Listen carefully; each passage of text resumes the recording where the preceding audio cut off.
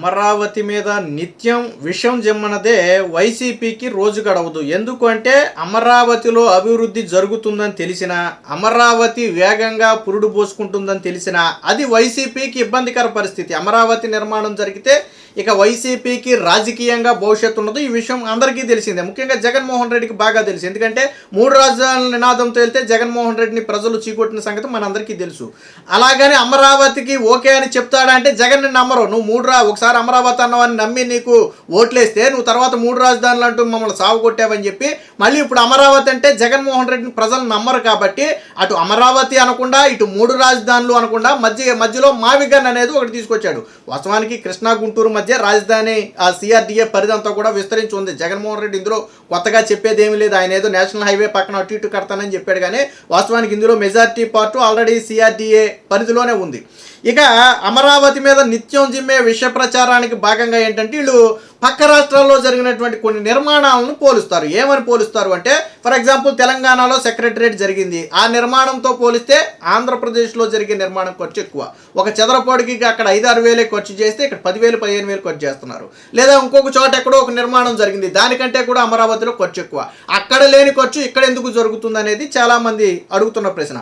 వాస్తవానికి వైసీపీ చెబుతున్నటువంటి లెక్కలకు ఆధారాలు ఉండవు. ఇప్పుడు తెలంగాణ సెక్రటరేట్ ఎన్ని లక్షల చదరపడుగుల్లో కట్టారు, ఎంత కట్టారు అనేది వైసీపీ చెప్పదు, కానీ అక్కడికంటే ఇక్కడ తక్కువ అని మాట్లాడతారు. దానికి సంబంధించి నిన్న మున్సిపల్ శాఖ మంత్రి నారాయణ గారు ఒక స్ట్రాంగ్ కౌంటర్ అయితే ఇచ్చారు. వైసీపీ చెబుతున్నటువంటి అబద్ధాలన్నిటినీ కూడా ఆయన కొన్ని ఆధారాలతో సహా ఎండగట్టడం జరిగింది. అందులో ప్రధానమైంది ఏంటంటే, అమరావతిలో పార్లమెంటు తెలంగాణ సచివాలయ భవనాల కన్నా తక్కువ చేసి చూపిస్తున్నారు, వాటికంటే అమరావతి ఖర్చు ఎక్కువని అబద్ధాలు చెబుతున్నారని చెప్పి, అంటే ఆ భవనాలతో పోలిస్తే అమరావతిలోనే ఎక్కువ ఖర్చు అని చెప్తున్నారు, కానీ అది అబద్ధం, అది పూర్తిగా అబద్ధం. దానికి సంబంధించి నిన్న నారాయణ గారు కొన్ని ఫ్యాక్ట్స్ కూడా చెప్పడం జరిగింది. వాస్తవానికి 2014-19 మధ్య అమరావతి నిర్మాణానికి 48,000 కోట్లతో టెండర్లు పిలిచారు. వాస్తవానికి జగన్ వచ్చిన తర్వాత కొనసాగించుంటే ఇంచుమించు ఆ ధరలకు మెజారిటీ పనులన్నీ పూర్తి అయిపోయి ఉండేవి. కానీ జగన్మోహన్ రెడ్డి వచ్చిన 5 ఏళ్ళు దాన్ని భ్రష్టు పట్టించడంతో ఏమైంది, జిఎస్టీ రేట్లు మెజారిటీ వాటికి జిఎస్టీ రేట్లు 12-15% పెరిగాయి. ఇవన్నీ కూడా ఈ మెటీరియల్స్కి సంబంధించి. అలాగే నిర్మాణ వ్యయాలు కరోనా తర్వాత కొంచెం ఎక్కువగా పెరిగాయి, మెటీరియల్ కాస్ట్ కూడా పెరిగింది. దాంతో అమరావతి నిర్మాణం ఖర్చు కూడా పెరిగింది. వాస్తవానికి వాళ్ళు మొదట అనుకున్న దానికిను తర్వాత అనుకున్న దానికి ఎందుకు డిఫరెన్స్ వచ్చిందంటే జగన్మోహన్ రెడ్డే కారణం. దానికి జగన్మోహన్ రెడ్డి కొనసాగించుంటే ఆ నిర్మాణాలు సాగిపోయాయి. బట్ వీళ్ళు ఒప్పందం కుదుర్చుకున్న తర్వాత 6 ఏళ్ల పాటు 5 ఏళ్ల పాటు వదిలేసి తర్వాత మళ్ళీ చేయాలంటే ఆ రేటుకి ఎవరు చేయరు, ఎందుకంటే ఆటోమేటిక్గా రేట్లన్నీ కూడా పెరిగిపోయాయి. సో దానివల్ల ఇక్కడ కొద్దిగా నిర్మాణాల ఖర్చు పెరిగింది తప్ప వాస్తవంగా అందులో లేదని చెప్పారు. అంటే 2014-19 మధ్య రేట్లు ఎలాగున్నాయి ఇప్పుడు ఎలాగున్నాయి అనేది కూడా ఆయన ఒక ఎగ్జాంపుల్ కూడా చెప్పారు. తారు టన్ను 2014-19 మధ్య 24,470 రూపాయలు ఉంటే ఇప్పుడు 44,862 రూపాయలు ఉంది. అంటే ఆల్మోస్ట్ 83% రేటు తారు మీద పెరిగింది. 24,000కి 44,000కి అలా సంబంధమే లేదు, ఒక టన్నుకే 20,000కి పైగా తేడా వచ్చింది ఇక్కడ. అలాగే రోడ్డు మెటీరియల్ గణపు మీటర్కి గతంలో 1,365 రూపాయలు ఉంటే ఇప్పుడు 1,675 రూపాయలు అయింది. అంటే మొత్తంగా 22-23% పెరుగుదల ఇందులో ఉంది. ఇక ఉక్కు టన్ను గతంలో 57,299 ఉంటే అది ఇప్పుడు 80,234, ఆల్మోస్ట్ 33,000 రూపాయలకు పైగా టన్ను ఉక్కు ధరే ఇక్కడ పెరిగింది, 40% పైగా పెరుగుదల. ఇక జిప్సమ్ షీటు ఒక చదరపు మీటర్కి గతంలో 1,042 రూపాయలు ఉంటే 14-19 మధ్య ఇప్పుడు అది 1,339 రూపాయలకి పెరిగింది. అంటే దాదాపుగా 28.5% పెరిగింది. ఇక మట్టి పని గణపు మీటర్కి గతంలో 108 రూపాయలు ఉంటే ఇప్పుడు 141 రూపాయలకి పెరిగింది. అంటే ఆల్మోస్ట్ ఇది ఒక 30 రూపాయలకి పైగా పెరిగింది. అంటే ఇవన్నీ ఎగ్జాంపుల్స్ అనమాట. అంటే ఎందుకు నిర్మాణ వ్యయం పెరుగుతుంది అంటే వీటి కాస్ట్ పెరగడంతో పాటు ఇతర ఖరీదులు కూడా పెరిగాయి. ఇవన్నీ మనం జస్ట్ ఎగ్జాంపుల్ కోసం చెప్పుకున్నాయి. సో ఎందుకు పెరగాల్సి వచ్చిందంటే అందుకు పెరగాల్సి వచ్చింది. ఇక పార్లమెంటు భవనానికి ఒక చదరపు అడుగుకు పెట్టిన ఖర్చు అక్షరాల 16,916 రూపాయలు. మొత్తంగా 6,94,000 చదరపు అడుగుల నిర్మాణానికి గాను 862 కోట్ల రూపాయలు టెండర్లు పిలిచారు. పని పూర్తయ్యేసరికి ఏమైంది, అన్ని ఖర్చులు కలిపి ఆ 862 కోట్లు అనుకున్నది 1174 కోట్లు అయింది. అంటే ఒక చదరపు అడుగుకి 1174 కోట్లను మనం డివైడ్ చేస్తే 16,916 రూపాయలు యావరేజ్ ఖర్చు అయింది. మరి అమరావతిలో అసలు ఏది కూడా 11,000 12,000 దాటిని లేవు, మెజారిటీ 10,000 లోపే ఎక్కువ ఉన్నాయి.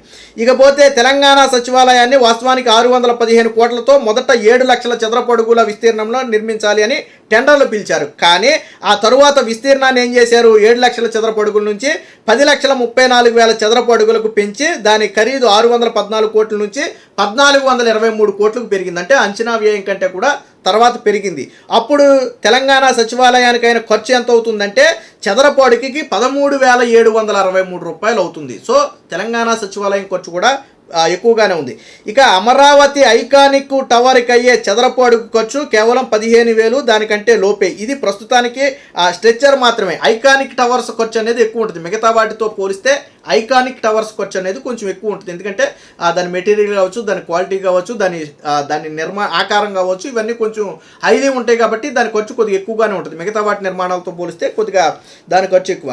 ఇకపోతే రాజధాని రోడ్లను జాతీయ రోడ్లతో పోలుస్తున్నారని చెప్పి నారాయణ గారు దీనికి కూడా ఒక కౌంటర్ ఇచ్చారు. వాస్తవానికి జాతీయ రహదారి అంటే కేవలం తారు మాత్రమే వేస్తారు, సైడు కొంచెం లేపేసి తారు మాత్రం వేసి అవసరమైన చోట్ల బ్రిడ్జిలు కట్టుకుంటూ వెళ్ళిపోతారు. బట్ ఇక్కడ అమరావతి రోడ్లకు దానికి సంబంధమే లేదు. అమరావతి రోడ్లలో పరిస్థితి ఏంటి, ఇక్కడ అంతర్జాతీయ ప్రమాణాలతో పాటు నిర్మించడంతో పాటు దానికి మురుగునీరు సౌకర్యం కల్పిస్తారు, వర్షపు నీరు వెళ్ళిపోయే సౌకర్యం కల్పిస్తారు, అలాగే తాగునీటి సౌకర్యం కల్పిస్తారు, అలాగే విద్యుత్తు, టెలిఫోను, గ్యాస్ లైను ఇవన్నీ కూడా భూగర్భంలో నిర్మిస్తున్నారు. సో వీటన్నిటి నిర్మిస్తూ రహదారులు వేస్తున్నారు కాబట్టి ఆ రహదారి ఖర్చు అనేది ఎక్కువగా ఉంటుంది. దాంతోపాటు రోడ్లకి ఇరువైపులా కూడా చెట్లు నాటడంతో పాటు మొత్తం ఎల్ఈడి లైట్స్ ఏర్పాటు చేస్తున్నారు. రహదారి అంతా కూడా వెలుగులే ఉంటాయి. సో అందుకు ఖర్చు ఎక్కువ అవుతుంది. కేవలం తారేసే జాతీయ రహదారికిను ఇతర సౌకర్యాలన్నీ కల్పించి అండర్ గ్రౌండ్లో ఈ కేబుల్, డ్రైనేజీ, వాటర్ ఫెసిలిటీస్ కల్పించడంతో పాటు మొత్తం లైటింగు, టెలిఫోను ఇవన్నీ ఏర్పాటు చేయడం అనేవి కొంచెం ఖరీదుతో కూడుకున్నవి. సో అందుకనే జగన్ చేస్తున్నటువంటి ప్రచారానికి దీనికి మధ్య సంబంధం లేదు. ఇంకో మూడో ఫేక్ ప్రచారం ఏంటంటే అమరావతి రైతులకు భూములు ఇవ్వలేదు అనేది కూడా పచ్చి అబద్ధం. దీనికి నిన్న నారాయణ గారు ఒక కౌంటర్ ఇచ్చారు.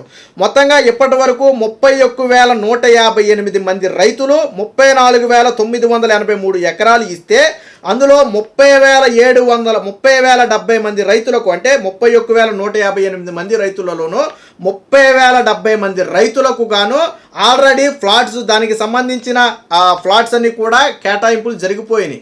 మెజారిటీ 1000 నుంచి 2,000 మంది రైతులకు మాత్రమే పెండింగ్ ఉంది. మిగతాదంతా కూడా ఈయన చెప్పిన లెక్క ప్రకారం మొత్తానికి ఇచ్చేశారు. ఇకపోతే రాజధాని సెల్ఫ్ ఫైనాన్స్ ప్రాజెక్ట్ అంటున్నారు, ఎలా అవుతుంది, తర్వాత ఈ అప్పులు అక్కడెక్కడ తీసుకొస్తున్నారు, ఏం చేస్తారనేది ప్రశ్న. దీనికి కూడా నారాయణ గారు ఏం సమాధానం చెప్పారంటే సిఆర్డిఏ దగ్గర అన్ని ఫెసిలిటీస్తో డెవలప్ చేసినటువంటి 5,000 ఎకరాల ల్యాండ్ ఉంది. వాస్తవానికి ఆ ల్యాండ్ ఖరీదు ఇప్పుడు దాదాపుగా 3 నుంచి 4 కోట్లు ప్రస్తుతానికే నడుస్తుంది. దీనికి ఇంకా పూర్తి స్థాయి ఫెసిలిటీస్ కల్పించిన తర్వాత ఒక 5 నుంచి 10 ఏళ్ల తర్వాత గన అమ్మితే ఎకరం 20 కోట్ల రూపాయలు వేసుకున్నా, ఎక్కువ కూడా అక్కర్లా, ఎకరం 20 కోట్లు వేసుకున్నా కానీ 1,00,000 కోట్ల రూపాయలు కేవలం ఈ 5,000 ఎకరాలకే వస్తుంది. అంటే అమరావతి నిర్మాణానికి పెట్టిన ఖర్చు కంటే కూడా ఈ 5,000 ఎకరాలు విక్రయించడం వల్ల వచ్చే డబ్బే ఎక్కువగా ఉంటుంది. అయితే దీన్ని మొదట డెవలప్ చేయాలంటే కొంత పెట్టుబడి మొదట్లో పెట్టాలి. ఇప్పుడు హైదరాబాద్లో ఎకరం మనం ఇది కోకాపేట ఏరియాలో ఎకరం 100 కోట్లు పలుకుతుంది యావరేజ్న. అంటే ఆ స్థాయిలో పలుకుద్ది. అమరావతిలో కూడా 15 ఏళ్ళు పోయిందంటే ఎకరం 100 కోట్లు ఈజీగా అయిపోతుంది. 15-20 ఏళ్ళు పోతే ఎకరం 100 కోట్లు ఈజీగా అవుద్ది. ఎందుకంటే హైదరాబాద్ కంటే కొద్దిగా స్పీడ్గా డెవలప్ అవుతుంది. ఎందుకంటే ప్రస్తుత టెక్నాలజీ చాలా వేగంగా ఉంది. గతంలో అంటే హైదరాబాద్ని డెవలప్ చేసినప్పుడు అంత టెక్నాలజీ లేదు, అది స్లోగా డెవలప్ అవుతూ వచ్చింది. బట్ హైదరాబాద్తో పోలిస్తే అమరావతి స్పీడ్గా డెవలప్ అవుతుంది. అలాగని రాత్రికి రాత్రి డెవలప్ అవ్వదు. అది 30 ఏళ్ళు పట్టింది అనుకోండి, ఇది 15 ఏళ్ళలోనే డెవలప్ అవుద్ది. ఎందుకంటే ఇప్పుడు మారిన టెక్నాలజీ అలాంటిది. కాబట్టి ఆ 5,000 ఎకరాలు విక్రయించడం ద్వారా తెచ్చిన అప్పు మొత్తం కూడా తీరిపోతుంది, పైగా రాష్ట్రానికి మిగులు వస్తుంది. ఈ 5,000 ఎకరాలు సిఆర్డీఏ చేతిలో ఎందుకు పెట్టుకున్నారు అంటే భవిష్యత్ అవసరాల కోసమే. సో కాబట్టి ఇది కూడా ఆ విధంగా కాదు. ఇక రెండవ దశలో అంతర్జాతీయ విమానాశ్రయం, స్పోర్ట్స్ సిటీతో పాటు స్పోర్ట్ అండ్ ఇండస్ట్రీస్ కోసం పార్కుల సమీకరణకు సంబంధించి ప్రాజెక్టులన్నీ కూడా నిర్మాణం చేపడతామని చెప్పడం జరిగింది. పెదపరిమిలో ఒక్కరోజే దాదాపుగా 1000 ఎకరాలు ఇచ్చేందుకు రైతులు ముందుకు వచ్చారని కూడా చెప్పారు. వాస్తవానికి అమరావతికి ఇంకా అడిషనల్గా ఏదైనా భూమి కావాలన్నా రైతులు సిద్ధంగా ఉన్నారు. ఎందుకంటే వాళ్ళకి ఫ్లాట్స్ ఇస్తున్నారు, నష్టపరిహారం ఇస్తున్నారు, ఇవన్నీ తెలుసు కాబట్టి రైతులు సిద్ధంగా ఉన్నారు. జగన్ గతంలో విశాఖలో భూసేకరణ కోసం సభలు కూడా పెట్టాడు, మీకు గుర్తుందో లేదు. సొంత పార్టీ కార్యకర్తలు కూడా భూమి ఇవ్వడానికి ఒప్పుకోవాలి విశాఖలో. ఎందుకంటే అమరావతి రైతులకు పెట్టినకైతే మాకు పడదని భయం వేసి ఆడు విశాఖలో భూములు ఇచ్చేందుకు కూడా ఒప్పుకోవాలి. సో ఏది ఏమైనా మొత్తంగా అమరావతి మీద జగన్ చేస్తున్నటువంటి విష ప్రచారాలన్నింటికీ కూడా నిన్న మంత్రి నారాయణ ఆధారాలతో సహా సమాధానం చెప్పడం జరిగింది.